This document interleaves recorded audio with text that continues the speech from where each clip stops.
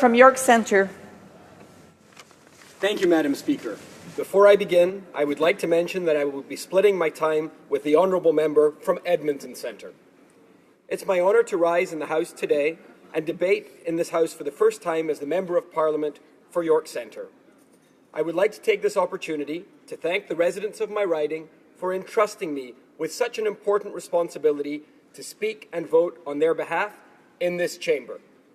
I would also like to take a moment to thank all the volunteers and supporters, and especially my family, who have been so supportive, for sharing the vision that all of us here share for a better, fairer, more prosperous Canada. I have walked through every neighbourhood and talked to tens of thousands of residents of York Centre. People from all over Canada and around the world call my riding home. What I heard from so many people of all backgrounds was that making ends meet is becoming increasingly difficult. The cost of living is rising faster than incomes. Indeed, middle-class income growth has been and is still stagnant. These are families that drive our economy, and right now they're stuck in neutral. That is why I would like to take this time to express my support for the government's middle-class tax cut introduced in December, and explain why it will help grow the economy. As we embark on an agenda of economic growth and long-term prosperity, there is no doubt we are facing considerable headwinds. Globally, we continue to experience what Christine Lagarde, the International Monetary Fund Managing Director, famously called the new mediocre. In its latest economic outlook in January, the IMF expects global growth to pick up modestly to 3.4% in 2016 and 3.6% in 2017. This is down 0.2 percentage points from both 2016 and 17 compared to their October 2015 World Economic Outlook. Although the recent performance of the US economy is encouraging, the European and Chinese economies are still facing challenges. Global crude oil prices remain at levels less than half of what they were in mid-2014, reflecting softening demand and a global oil surplus. What is happening beyond our borders has real and tangible consequences for all of us. In Canada, our economic performance in the first half of 2015 was poor, mainly due to the collapse in oil prices in 2014.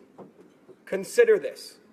Last April, the government projected the price of oil per barrel to reach $71 US by the end of this year. As I speak, oil is trading around half that amount.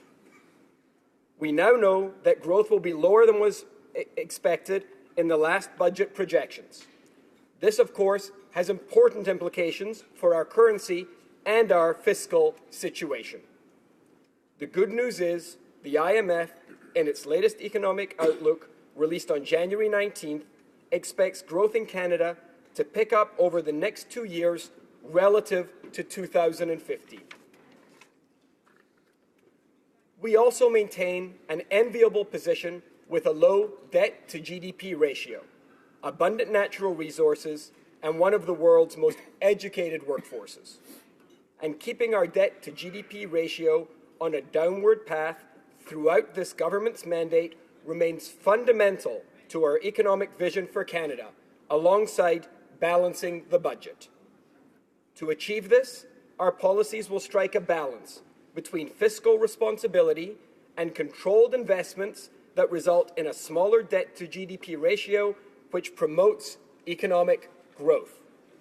And one of the most important components is restoring middle-class economic progress, the backbone of our economy. That is why one of the government's first orders of business was to table a Ways and Means motion to cut taxes for the middle class. That was the right thing to do and the smart thing to do for our economy. The proposed middle class tax cut and accompanying proposals will help make the tax system fairer so that all Canadians have the opportunity to succeed and prosper.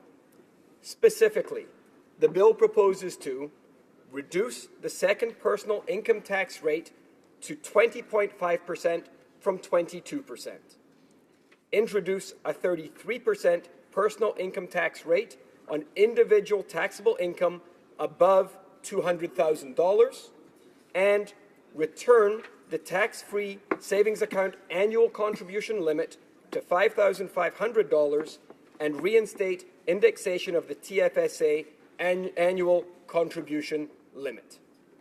Let me very quickly expand on these 3 points.